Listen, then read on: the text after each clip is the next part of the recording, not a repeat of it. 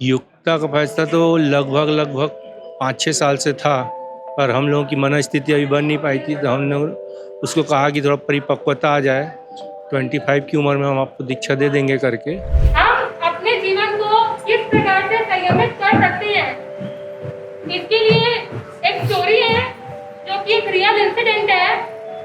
6 friends रहते हैं जो कि मल्टी क्यूजिंग रेस्टोरेंट में गए रहते हैं।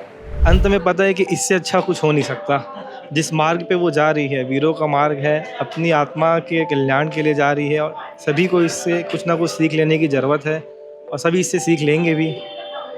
यदि अपने को संसार से मुक्त होना है, जन्म मरण के चक्र से मुक्त होना है, तो दीक्षा लेना अनिवार्य है और उसने उस मार्ग में आगे कदम रखी है। इस रास्ते पे जाने से पहले 5 महीना रहना पड़ता है। वहाँ ये पूरा 5 महीना रह के आ गई है। एक तरह से एग्जाम है वो। एक एग्ज़ाम ही है, पूरा साधु जीवन ही जैसा जीवन जीना पड़ता है। प्रैक्टिकल एग्ज़ाम है वहाँ, और उस एग्ज़ाम को इसने 2 महीना 2.5 महीना में पास कर लिया था। हमारी इच्छा थी कि वो सीए बने करके, उसने इंटर का एग्ज़ाम भी दिया और जब उसका रिजल्ट आया तो बहुत खुश हुई कि मैं फेल हो गई करके। कोई भी माँ हो, इस मार्ग के लिए यदि कोई उसकी बेटी आके यदि बोले इस मार्ग पे जाना है, तो शायद कोई भी माँ एक बार में हाँ नहीं बोल सकती। जैन समाज की एक और बेटी संयम के रास्ते पर जा रही है और आज से कार्यक्रम शुरू हो चुका है। 7 फरवरी को युक्ता चौरड़िया दीक्षा लेंगी। उससे पहले राजनांदगांव से लेकर भिलाई दुर्ग में कार्यक्रम होना है और आज दुर्ग में कार्यक्रम हुआ है। हमारे साथ उनके माता पिता है जो दीक्षा ले रही हैं। युक्ता जी की माता जी है। नमस्ते। जय जिनेन्द्र। जय जिनेन्द्र। क्या नाम है आपका? अनीता जी चौरड़िया। जी जी जी। आप पिताजी उनके? राजेश चौरड़िया। जी जी। राजनांदगांव से हैं। राजनांदगांव, छत्तीसगढ़। आज क्या कार्यक्रम हुआ है और आने वाले समय में क्या क्या कार्यक्रम होगा? जैसा कि दीक्षा होती है तो उसमें अभिनंदन समारोह भिन्न भिन्न जगहों पे होता है। उसी क्रम में आज दुर्ग संघ के द्वारा और परिवारजनों द्वारा अभिनंदन कार्यक्रम में आमंत्रित किया गया था। उसमें हम लोग सब उपस्थित हुए थे और दीक्षार्थी का अभिनंदन हुआ। जी, काफ़ी मुश्किल रहता है कि बड़ा संयम के रास्ते पे जाना, मतलब बहुत टफ फैसला रहता है। ये फैसला युक्ता जी ने कब लिया होगा और आप लोगों को कब पता चला कि ये ऐसा करने वाली है? युक्ता का फैसला तो लगभग लगभग 5-6 साल से था, पर हम लोगों की मनस्थिति अभी बन नहीं पाई थी, तो हमने उसको कहा कि थोड़ा परिपक्वता आ जाए, 25 की उम्र में हम आपको दीक्षा दे देंगे करके। 20 साल की उम्र में उन्होंने फैसला किया था, सोचा था मन में? 17-18 साल की उम्र से उसका भाव आ गया था, पर हमने बोले 25 की उम्र तक के हम दीक्षा देंगे ताकि परिपक्वता आ जाए और अपने मार्ग में वो अच्छी तरह से चल सके। और निश्चित रूप से मार्ग तो सर्वोत्तम है, इससे अच्छा कोई मार्ग नहीं है। आप लोग के लिए भी काफ़ी मुश्किल रहा होगा ये फैसला करना। आप लोगों को कन्विंस जब उन्होंने कराई होगी? मुश्किल तो होता ही है, पर चूंकि यह मार्ग सर्वोत्तम है तो अपने को अपना मोह त्याग करके उसकी उन्नति और भलाई के लिए ये अनुमति प्रदान करने का खुशी भी है और दुख भी है। खुशी भी है, दुख भी है। आप माता जी हैं, आपके लिए भी काफ़ी भारी रहा होगा ये पल। भारी तो कोई भी माँ हो, इस मार्ग के लिए यदि कोई उसकी बेटी आके यदि बोले इस मार्ग पे जाना है, तो शायद कोई भी माँ एक बार में हाँ नहीं बोल सकती। इतना कठिन मार्ग है, पर मुझे पूर्ण विश्वास है कि वो इस मार्ग पे जा रही है, उसमें आगे अपने परिवार को और कुल का नाम रोशन करेगी। जो है युक्ता पहली है जो दीक्षा ले रही है आपके परिवार की? हमारे पूरे चौरड़िया परिवार से, हमारे पीहर के परिवार से, ललवानी परिवार से ये पहली दीक्षा है। पहली दीक्षा है। आगे क्या क्या होगा प्रोसेस अभी? अभी बस एक अभिनंदन अभी और जो बचा है राजनांदगांव का, बालोद का। वो सबसे भव्य होगा। हाँ, राजनांदगांव में 23 जनवरी का है जी। और बालोद का है, मामा के घर का वहाँ का बच्चा है जी। उसके बाद में दोनों अभिनंदन के बाद 22 और 23 राजनांदगांव का है। फिर 3 फरवरी को यहाँ से विदा ले लेगी। हाँ, 7 फरवरी को फाइनली। 7 फरवरी को फाइनल। 6 तारीख को वहाँ भी है अभिनंदन स्वागत का कार्यक्रम, बरगोड़ा का कार्यक्रम, और 7 फरवरी को दीक्षा का कार्यक्रम संपन्न। आज यहाँ पे दुर्ग में हुआ है, तो यहाँ उनकी दीदी है? दीदी लोग, हाँ दीदी हैं यहाँ पे। हाँ, परिवार ने कराया? हाँ, दीदी लोग के परिवार लोगों ने करवाया है। जी जी। युक्ता के बारे में जानना चाहेंगे आप दोनों से। युक्ता की पढ़ाई लिखाई कहाँ तक हुई, क्या करी है? युक्ता B.Com फाइनल। B.Com final. आगे कभी मन रहा होगा युक्ता की आगे और पढ़ाई वढ़ाई करनी है, कुछ और जॉब हो? हमारी इच्छा थी कि वो सीए बने करके, उसने इंटर का एग्ज़ाम भी दिया और जब उसका रिजल्ट आया तो बहुत खुश हुई कि मैं फेल हो गई करके। खुश हो गई, फेल हो गई? पहली। उनको दीक्षा लेना था। हाँ, उसको इस मार्ग में आगे बढ़ना था, इसलिए वो बहुत खुश हुई। जी। अब उसकी जो इच्छा थी और उसको फुलफिल करना हर माँ बाप का फर्ज होता है। जी जी जी। आप लोग के कहने पे वो सीए की पढ़ाई हाँ, इंटर का एग्ज़ाम दी थी, हम लोग बहुत बोले करके दी थी वो।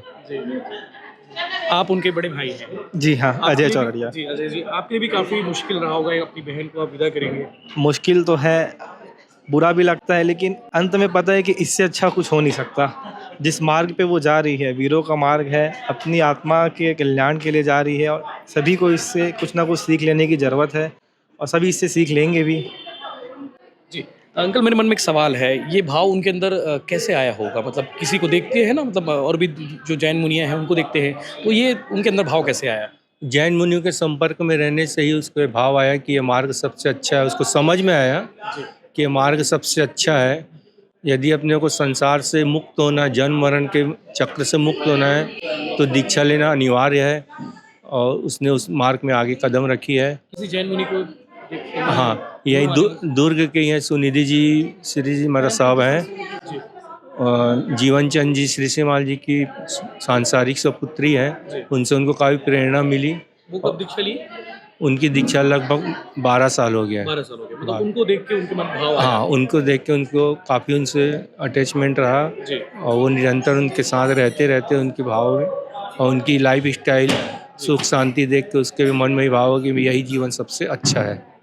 संयम के रास्ते में जाने से पहले अभ्यास भी रहता होगा, मतलब कि कर पाएंगी कि नहीं कर पाएंगी, वो रहा होगा। वो इस रास्ते पे जाने से पहले 5 महीना रहना पड़ता है वहाँ। ये पूरा 5 महीना रह के आ गई है। एक तरह से एग्जाम है वो। एक एग्ज़ाम ही है, पूरा साधु जीवन ही जैसा जीवन जीना पड़ता है। प्रैक्टिकल एग्ज़ाम है वहाँ और उस एग्ज़ाम को इसने 2 महीना 2.5 महीना में पास कर लिया था। वहाँ पर 2 महीना में ही मतलब उसको बोल दिया गया था कि आप दीक्षा ले सकते हैं करके। क्या क्या होता होगा इसमें, मतलब अभ्यास से पहले? जैसे साधु लोग रहते हैं वैसी टाइप का पूरा जीवन रहता है, मतलब उसी टाइप का ही रहना रहता है।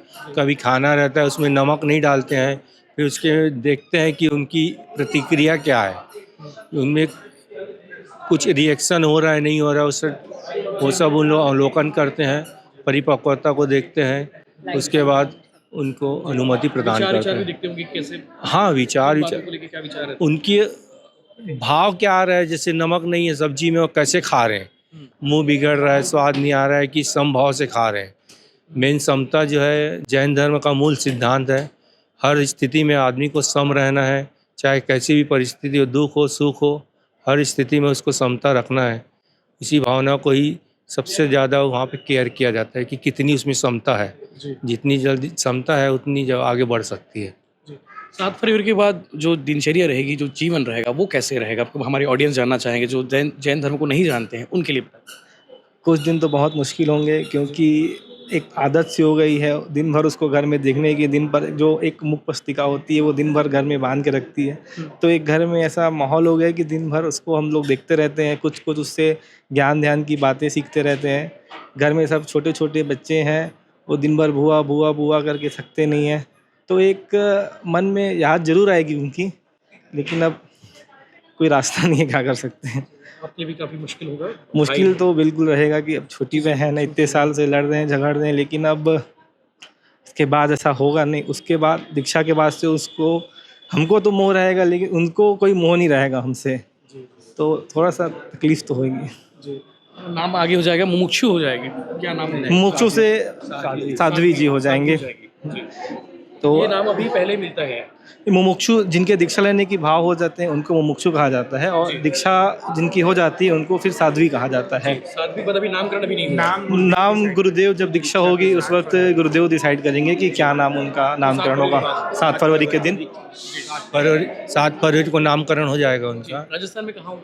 नोखा मंडी, लोखा मंडी। वहाँ कौन गुरुदेव रहेंगे? श्री 1008 रामलाल जी महाराज साहब आचार्य भगवान वो रहेंगे। उनके सानिध्य में दीक्षा होगी और आप सभी से अनुरोध है कि उस पावन प्रसंग पर आप सभी अपनी गरिमा में उपस्थिति दें और प्रत्यक्ष रूप से उसको आशीर्वाद प्रदान करें। अच्छा, संभव जी हैं। संभव जी, आज का ये कार्यक्रम कैसा रहा? सांसद जी भी पहुँचे, सब लोग आए, पूरा शहर आया। कार्यक्रम तो भव्य था। अब संयम के मार्ग में चढ़ना बहुत कठिन है और ये बहुत कम लोगों को ऐसा मौका मिलता है जिसमें हमारी बहन इस मार्ग में चलने वाली है। उसके लिए बहुत बहुत बधाई एवं शुभकामनाएं। तो चौरड़िया परिवार है जिनसे हमने भेंट मुलाकात की, उनसे बातचीत की।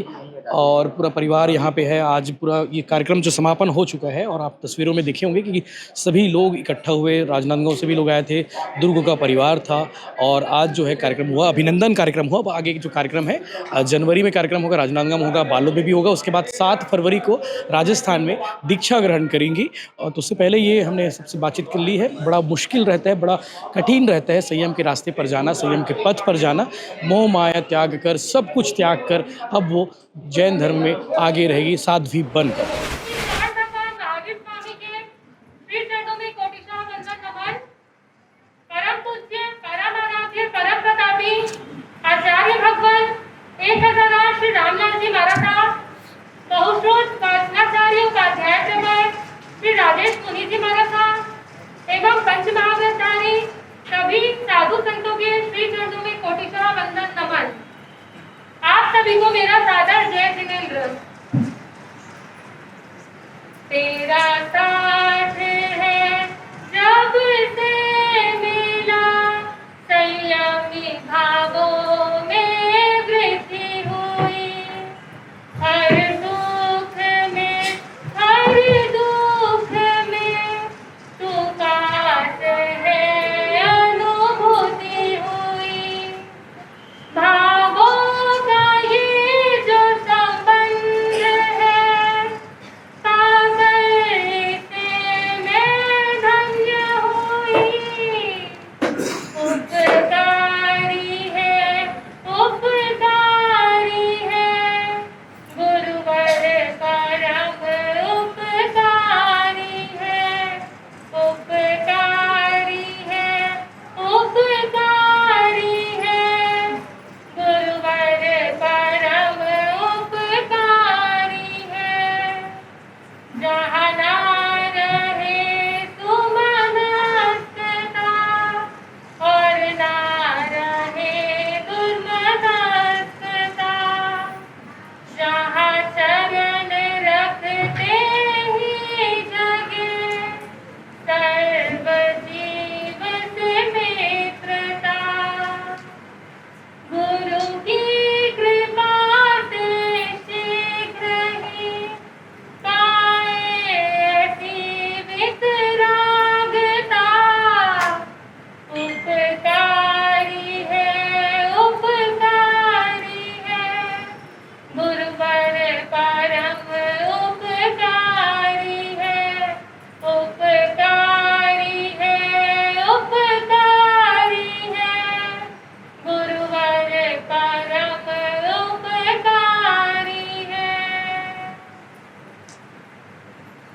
आज मैं अपने आप को बहुत भाग्यशाली मानती हूँ कि परम पूज्य गुरुदेव की कृपा से, उपाध्याय प्रवर की कृपा से, साधु संतों की कृपा से और पारिवारिक जनों की कृपा से कुछ ही दिनों में मेरे जीवन में वो संयम के सुनहरे क्षण उपस्थित होने वाले हैं।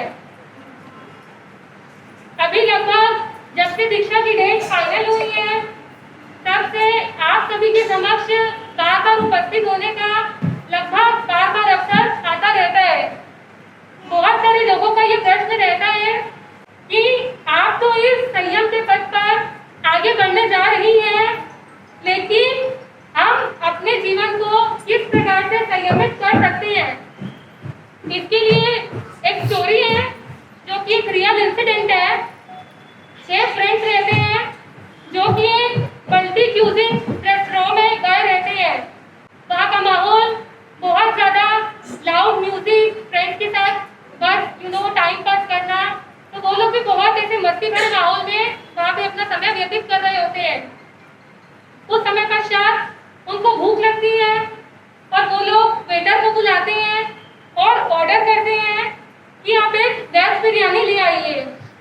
वेटर गया, उनका ऑर्डर आया, जो कि सभी अपने मोबाइल फोन में, म्यूजिक में इतने ज़्यादा बिजी थे कि उन्होंने उस भोजन का पहले अच्छे से प्रतिलेखन तक नहीं किया कि एक्चुअल में वो फूड आया क्या है। बस उसी माहौल में 2-3 फ्रेंड्स ने एक बाइट उस बिरयानी को टेस्ट किया और उसका स्वाद उन्हें ऐसा लगा कि अधिकतर जब हम इस बिरयानी को खाते हैं तो उसका स्वाद कुछ अलग होता है, लेकिन इस बार इस बिरयानी बिरयानी का स्वाद कुछ अलग लग रहा है। उन्होंने वेटर को बुलाया, वेटर से पूछा कि भैया आप क्या लेकर आए हैं। उस वेटर ने कहा कि सर आपने ऑर्डर किया था एग बिरयानी, तो बस मैं वो एग बिरयानी लेकर आया हूँ। सोचिए ये सिचुएशन यदि हमारे साथ आ जाए तो हम अपने मौज शौक में कई बार ऐसी ऐसी जगहों पर चले जाते हैं कि पता नहीं उससे हम अपने जीवन को संयमित रख भी पाएंगे या नहीं। वो जो 6 फ्रेंड्स थे उनको बहुत ज़्यादा शौक लगा, सभी को बहुत गिल्ट, बहुत पश्चाताप महसूस होने लगा कि आखिर हमने क्या किया, हम कैसी जगह पर आकर उपस्थित हो गए हैं। उन 6 के 6 ने उसी क्षण अपने जीवन में संकल्प ले लिया कि आज से हम किसी भी मल्टी क्यूजिन रेस्टोरेंट में नहीं जाएंगे। अब हम स्वयं से पूछ सकते हैं कि कहीं हम भी ऐसे रेस्टोरेंट में हमारे कदम आगे तो नहीं बढ़ाते।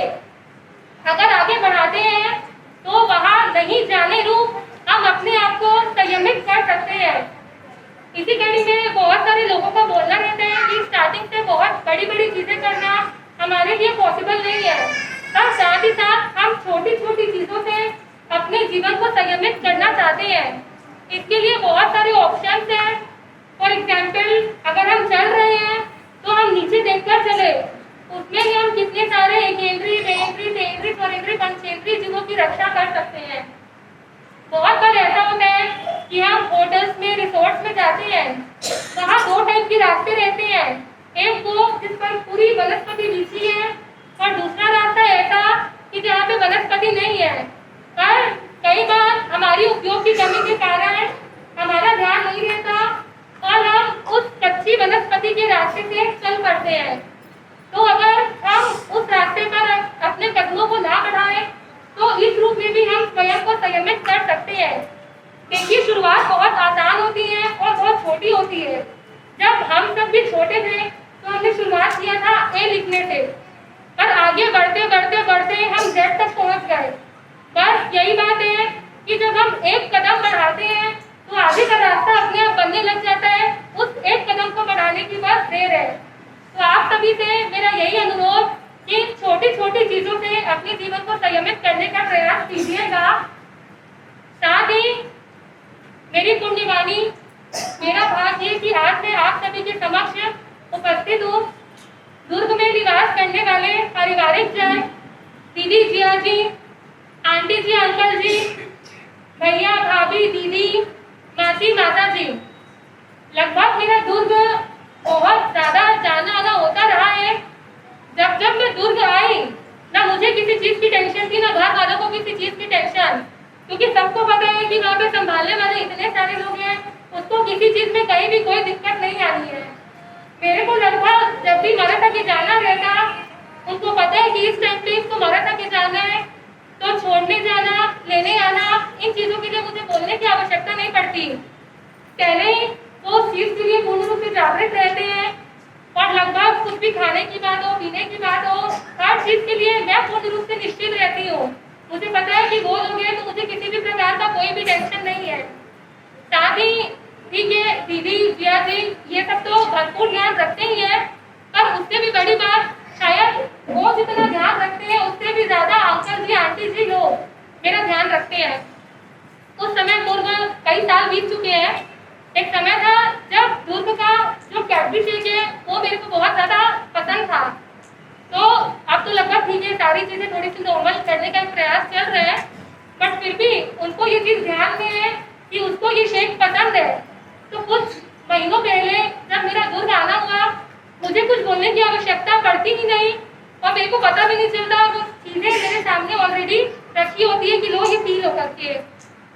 तो ऐसे हर रूप में, चाहे मराठा के दर्शन के लिए जाना हो, आना हो, चाहे नॉर्मल मेरे डे टू डे लाइफ से चीज़ें कनेक्टेड हो, हर चीज़ में मुझे आप सभी का हमेशा सपोर्ट मिला, आप सभी का प्रेम मिला, आप सभी का आशीर्वाद मिला। हमेशा आप लोगों की भावनाएं रही हैं कि तुम जिस पद पर बढ़ रही हो वो पद ही सर्वश्रेष्ठ है और उस पद पर निरंतर अपने कदम आगे बढ़ाते जाओ। आप सभी से यही आशीर्वाद चाहूंगी कि मुझ पर ऐसी कृपा बरसाइएगा कि मैं जिस लक्ष्य को लेकर अपने कदम बढ़ा रही हूँ उस लक्ष्य की ओर मैं पूर्ण उत्साह से, उमंग से निरंतर आगे बढ़ती रहूं। साथ ही यहाँ उपस्थित लोगों से भी प्रत्यक्ष अप्रत्यक्ष रूप में मुझे आशीर्वाद प्राप्त होता रहा है, इसके लिए मैं आप सभी का अत्यंत आभार व्यक्त करती हूँ। 7 फरवरी 2025 नोखा मंडी में मेरी दीक्षा होना संभावित है।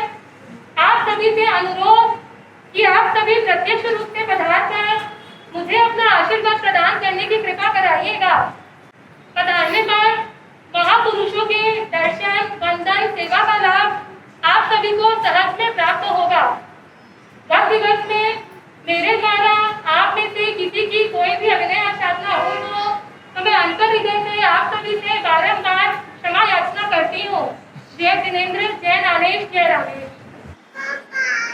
राजनांदगांव में कुछ वर्ष पूर्व परम पूज्य श्री मनोरमा श्री जी महाराज का चातुर्मास, उनमें एक महासतिया जी महाराज विराजे थे, जो कि इस दुर्ग से बिलोंग करते हैं, जिनकी जन्मभूमि ये दुर्ग है। परम पूज्य श्री सुनिधि श्री जी महाराज चातुर्मास के पूर्व महाराज का वर्धमान नगर विराजना हुआ। उस समय महाराज जी जाते थे क्योंकि वो महाराज अच्छे लगते थे। बस उस समय ऐसे धर्म ज्ञान से जुड़ने का कोई पॉइंट नहीं था, बस एक अट्रैक्शन वाला बिंदु था। जाते जाते चीजें समझ आने लगी, महाराज ने कृपा की, तो उस समय पश्चात वो जो राग था वो थोड़ा थोड़ा वैराग्य में कन्वर्ट होने लगा। लगभग महाराज की सेवा में रुकने जाने का काम पड़ा। तब बहुत सारे महासतिया जी महाराज वहाँ विराजे थे। देखा कि इतने सारे महाराज जो कि अलग अलग जगह से बिलोंग करते हैं, फिर भी सबके बीच की जो बॉन्डिंग, सबके बीच का जो रिलेशन है वो कितना स्मूथ है, यहाँ रहकर वो कितनी शांति की अनुभूति कर रहे हैं।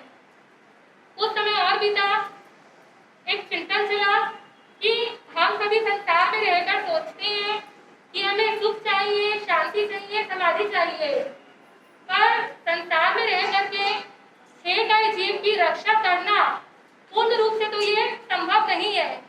एक संयम ही ऐसा मार्ग है जहाँ जाकर हम उन जीवों की पूर्ण रूप से रक्षा कर सकते हैं। और ये सीधा सा लॉ है कि आप जैसा देंगे वैसा आप पाएंगे। तो यदि हम उन सबको सुख देंगे, शांति देंगे, समाधि देंगे, तो अल्टीमेटली वो चीज हमें भी मिल जाएगी। तो इन 2 पॉइंट्स ने यहाँ तक पहुँचने में मदद किया।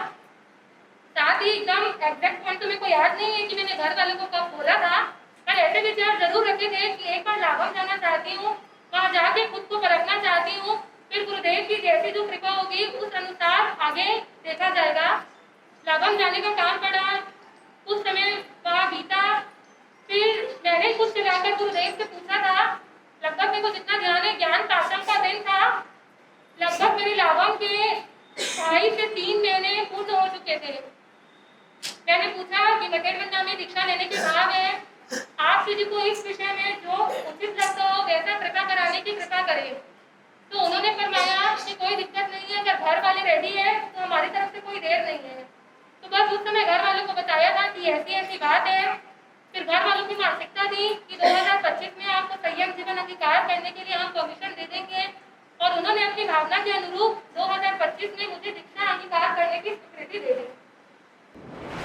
ये मेरा सौभाग्य है कि मैं प्रायः कार्यक्रमों में, जैन समाज के कार्यक्रमों में आता हूँ, और बहुत से हमारी बेटे बेटियाँ जो जैन मुनि के सानिध्य में आकर ये सद रास्ते पर चलने के लिए, संयम के रास्ते पर चलने के लिए जो संकल्प लेते हैं और साध्वी के रूप में, मुनि के रूप में वो अपना जीवन बिताना चाहते हैं, ऐसे लोगों को वाकई में ईश्वर ने दूसरे ही रूप में भेजा है। वो सिर्फ अपने परिवार के लिए नहीं, अपने समाज के लिए नहीं, बल्कि हर जीव जंतु के लिए, जैन समाज में हर जीव जंतु की पूजा की जाती है और उन्हें उनके संवर्धन और संरक्षण का काम करती है। उसी रूप में आज बहुत ही प्यारी बिटिया चौरड़िया परिवार की जो राजनांदगांव निवासी है, यहाँ उनकी दीदी आई है, हमारे भाई गौरव श्री सीमाल उनके जीजा जी हैं, और इस श्री सीमाल परिवार के द्वारा ही आज ये कार्यक्रम रखा गया है। सब शुभकामनाएं दे रहे हैं, बधाई दे रहे हैं और उज्जवल भविष्य की कामना कर रहे हैं। आगे जो संकल्प ली है ईश्वर उन्हें साथ दे। मुमुक्षु सुश्री युक्ता चौरड़िया जी को अपनी ओर से ढेर सारी बधाई देता हूँ, शुभकामनाएं देता हूँ। और मुनिश्री रामलाल जी के सानिध्य में राजस्थान लोका मंडी में 7 फरवरी 2025 को वो संन्यास धारण करेगी। फिर से एक बार उस परिवार को, उस बिटिया को बहुत बधाई, बहुत बड़ा शुभकामनाएं। मुश्किल होता है, बड़ा कड़ा फैसला लेना पड़ता है संयम। मैं नज़दीक से देखा हूँ, सबसे कठिन तप और साधना अगर है तो जैन समाज का है। और बहुत सारे संयम है उसमें, बहुत सारे नियम हैं, कड़ाई से नियम है। श्वेतांबर और दिगंबर 2 साधु होते हैं इसमें। दिगंबर तो बिना वस्त्र के पूरा इतना संयम में, इतनी ठंड हो, गर्मी हो, बरसात हो, और उसी तरह श्वेतांबर भी कुछ सादे कपड़े ओढ़े रहते हैं, उसी में अपना संयम करते हैं। बाल भी कोई साधन से या कोई उपचार से वो लोग बाल को निकालते नहीं हैं। स्वयं होके एक नोचन क्रिया होती है, उससे अगर पुरुष है तो पूरे दाढ़ी मूंछ सब, और अगर महिला है तो उनके जो साथी महिला है वो करती हैं। उसके बाद तो अनेक है, वो तो ऐसा है कि मैं बहुत सारे ऐसे साधुओं से मिला हूँ जो अगर बताना चाहूँ तो लंबी बात है, मगर अगर व्रत ले ले, रोज़ भोजन लेती है, जितना मुट्ठी में आया, जितना आया वही लेती हैं, पानी इसी से पीते हैं लोग, ये लोग साधु लोग और मुनि लोग और साध्वी लोग। बहुत सारे ऐसे कठिन है। मैं पहले ही कहा कि सभी धर्मों में सबसे कठिन तप अगर साधना है तो जैन समाज है।